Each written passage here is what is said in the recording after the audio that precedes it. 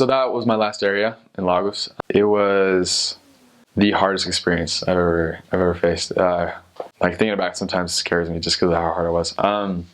So we call it a branch president. Even though I was called a branch president, I was actually a group leader. I talked before about how groups are smaller than branches. So we're actually part of the branch Portimão in Portugal. And so I was the group leader. So I, for example, would not be able to interview people for worthiness. Well, not necessarily worthiness, but I want to be able to do tithing settlement. I want to be able to interview for like the temple and stuff like that. But I still had many of the same roles that a branch president would in that. So I would run the Sunday meetings. I would still meet with members and make sure they're doing okay. I was in charge of that area. I had the authority over that area as a missionary, especially to help it grow. And we were working hand in hand with the branch from Portimão, which was awesome. It was hard because Lagos, when it was the first couple years that Portugal actually had missionary work, Lagos became one of the strongest branches in the south. It had 150 members at one point going to church. And then it collapsed over time. And I'm sure the history behind it, all the stories. Nor do I want to apply anything that happened. But so my first Sunday there was actually 8 members. And it was a shock to start like that. I remember receiving many phone calls from missionaries saying, man, that's a hard area. It's gonna be tough. Good luck, man. Stuff like that, because it's a group leader area. And then you have to worry about the area itself as a missionary. So your time is limited between members and between investigators. You have to divide that time. And not only that, my first two transfer there, I was training. And so I remember feeling super overwhelmed and stressed. And like I said, I'm a perfectionist.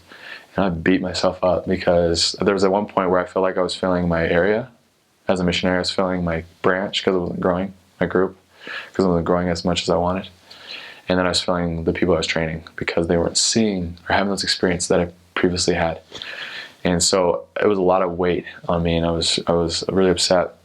I just felt like I had the weight of my area, my companion, and the group on me, and it was really overwhelming. But the Lord helps, and He's going to fulfill His promises. And so we relied on that. I learned to rely on that even through the adversity. But so when I first got there, the goal was to get 40 members going to church before I left. And I remember that was a distinct goal. I prayed about it, and that's what I wanted. I felt like it was doable.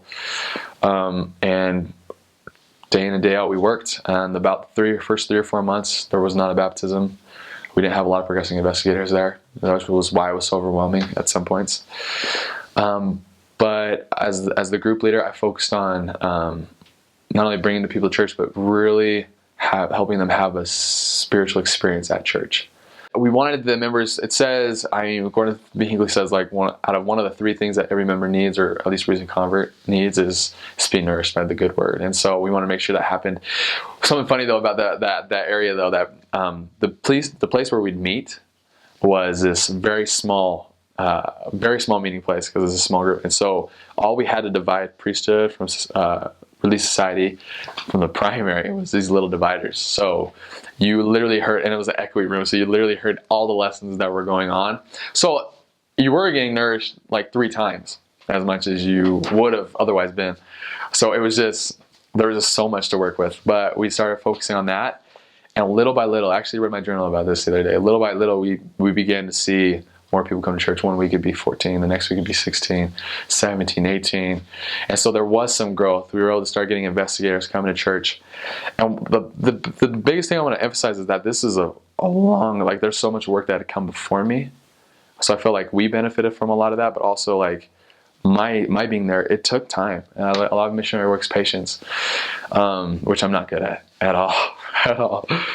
But we started doing that. We started just seeing the small progression, and as we focus on the members, as we focus on the investigators, just things began to change.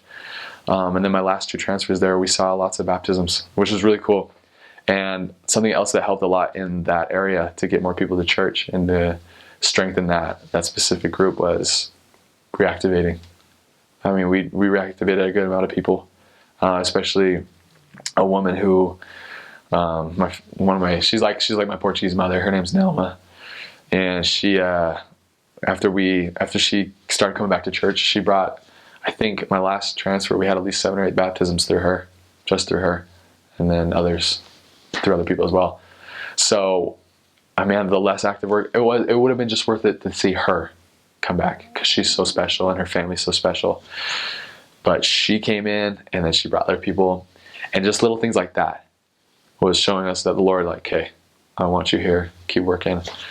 And it was a process, but we began to give callings. I got authority to give people some callings from the branch president. I would give them an assignment I thought someone could have, and they're like, hey, go ahead. And we'd sustain them. And by the time I left, we had, from people that we baptized, we had reorganized the elders quorum presidency. We'd established the deacons quorum presidency. We had a Relief Society presidency. Some of my converts from there were teaching Sunday school, but they were also part of the district young single adults. So it was just cool to see the growth happen, to see that our little group was participating in the district. So it was a big, long process. And my last Sunday there, we had, or the peak, the second to last Sunday there, we had about 49 people at church.